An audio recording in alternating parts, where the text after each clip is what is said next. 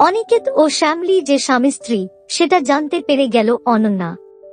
কোন গোপনে মন ভেসেছে সিরিয়ালের আগামী পর্বের প্রিক্যাপে আমরা দেখতে পাই যে অনন্যা সম্ভবত শ্যামলী বা অনিকেতের সাথে জোড়াবাড়ি গিয়েছে।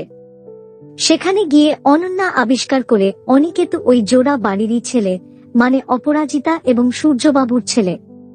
তখনই অনন্যার মাথায় অনেক প্রশ্ন ঘুরপাক খেতে শুরু করে, কিন্তু শ্যামলী তাকে আর না ঘাঁটিয়ে জানিয়ে দেয় যে অনন্যা ঠিকই ভাবছে অনিকেত আর সে স্বামী স্ত্রী, তাদের বিয়ে হয়েছিল।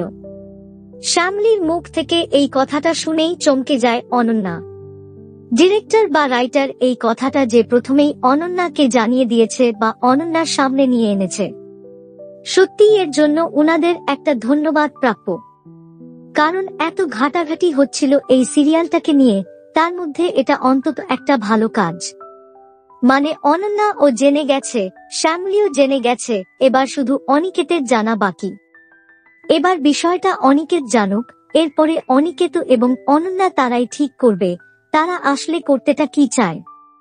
কারণ এটা যদি অনন্যা এখন না জেনে পড়ে জানতো, তাহলে হয়তো দেখা যেত সে ভিলেন হয়ে গেছে এবং পরে অরুণাভর সাথে হাত মিলিয়ে নিয়েছে।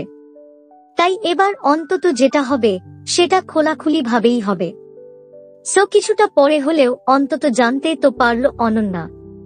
তো তোমরা অনিকেত ও শ্যামলীর ফ্যানেরা খুশি তো? অবশ্যই জানিও কমেন্ট করে, কারণ কিছুটা হলেও আশার আলো কিন্তু এখনো বেঁচে আছে।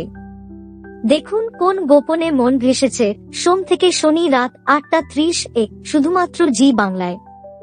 এইরকম সমস্ত আপডেট সবার আগে পেতে অবশ্যই আমাদের চ্যানেলটি সাবস্ক্রাইব করে নিও।